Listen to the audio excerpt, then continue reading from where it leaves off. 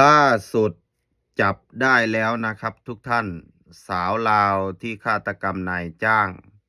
จับได้ที่บ้านเกิดที่จำปาสักส่งตัวกลับมาประเทศไทยสบายดีสวัสดีครับทักทายทุกท่านที่เข้ามาติดตามรับชมอยู่กับผมเทพโยกครับพี่น้องทางเมืองไทยกับประมาณเที่ยงวันทักทายพี่น้องฝั่งไทยฝั่งลาวก่อนอื่นครับพี่น้องอย่าลืมฝากกดแชร์แสดงความคิดเห็นกันเข้ามาครับพี่น้องครับ ล่าสุดที่เป็นข่าวเมื่อวัน2 วันที่ผ่านมาสาวลาวฆาตกรรมนายจ้างไม่ให้ยืมเงินแล้วก็โมโหไม่ให้คือไม่พอใจเอาง่ายๆก็เลยฆาตกรรมนายจ้างอดีตครูบำนาญนะครับในประเทศไทยแล้วก็หนีข้ามโขงไปนะครับทุกคนอืมล่าสุดนะครับทุกคนก็จับตัวได้เป็นที่เรียบร้อยนะครับจะนำตัวส่งกลับมาในประเทศไทยดำเนินคดีรายละเอียดนะครับอันนี้มีการโพสต์ลงในเพจของข่าวลาวโดยตรงนะครับรายละเอียดครับพี่น้องจับได้แล้วนางบัวที่ฆาตกรรมนายจ้างคนไทยเจ้าหน้าที่ตำรวจสามารถจับนางบัวได้แล้วในเวลา 13 นาฬิกาของวันที่23เดือนมังกร2026ที่บ้านน้องบัวเมืองจำปาสักแขวงจำปาสักซึ่งเป็นบ้านของพ่อเล่าเองนางบัวยอมรับสารภาพได้ลงมือฆาตกรรมนายจ้างคนไทยที่เป็นคู่บำนาญแท้ส่วนรายละเอียดอื่นๆให้ล่อถาฟังรายละเอียดจากทั้งเจ้าหน้าที่ตำรวจออกมาแถลงข่าวอีกครั้งหนึ่งหมายถึงเจ้าหน้าที่ตำรวจไทยจะต้องไปสอบสวนสืบสวนหรือว่าอาจสินำตัวนางบัวเนี่ยแม่บ้านชาวลาวเนี่ยอาจจะนำไปทำภาษาไทยเขาเรียกอะไรทำแผนประกอบการว่ามีการฆาตกรรมแบบไหนเริ่มต้นยังไงเพราะว่าสื่อไทยเนี่ยก็เตรียมที่จะนำเสนอแถลงข่าวเพราะเขาไปรับตัวมาจากเจ้าหน้าที่ฝั่งลาวอยู่ที่บ้านนี่แหละครับพี่น้องครับคือถ้าเป็นคดีฆาตกรรมยาบ้ายาเสพติดอะไรพวกเนี้ยมันมีข้อตกลงนะครับระหว่างไทยลาวจะต้องส่งผู้ร้ายข้ามแดนอย่างยิ่งเป็นคดีฆาตกรรมอย่างเงี้ยฝั่งเจ้าหน้าที่ตำรวจลาวก็ถูกกดดันอยู่แล้วยังไงก็ต้องเร่งดำเนินการเพื่อที่จะส่งมาที่ฝั่งประเทศไทยอ่าไม่น่าเชื่อนะครับทุกคนว่าคนเรานะคนเราถ้ามีความคิดคนเราถ้ามันปกติเนี่ยมันไม่มันไม่น่าทำได้ถึงขนาดนี้มันก็คงจะไม่โหดเหี้ยมขนาดนี้อ่าคนเฮานะพี่น้องถ้ามีจิตปกติเนี่ย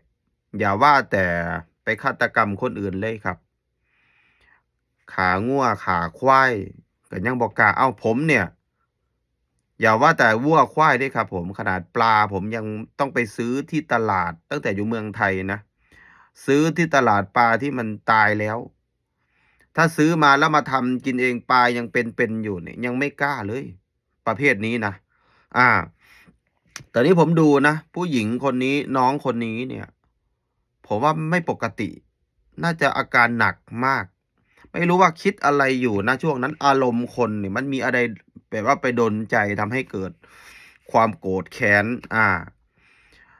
ที่เขาบอกว่าไม่ให้ยืมเงิน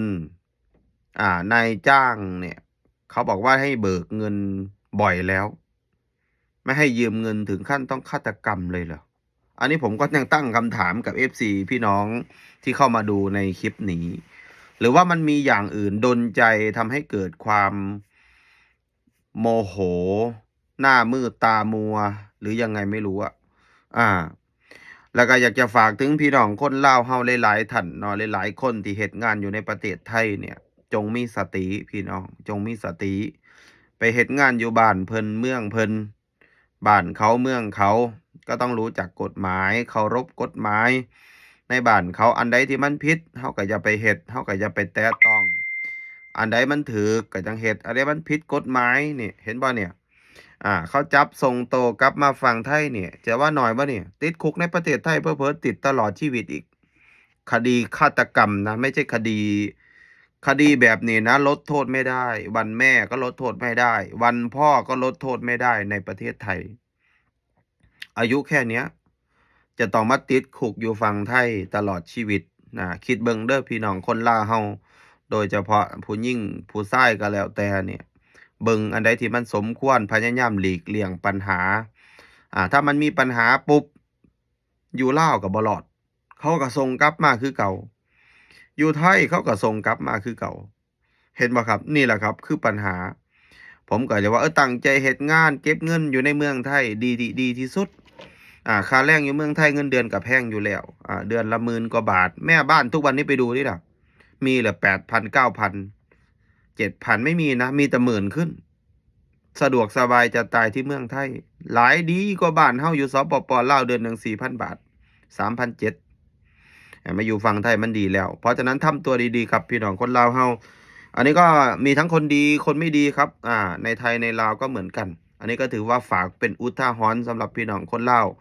ก็ขอแสดงความเสียใจกับญาติผู้ที่เสียชีวิตนำเด้อครับสบายดีสวัสดีครับ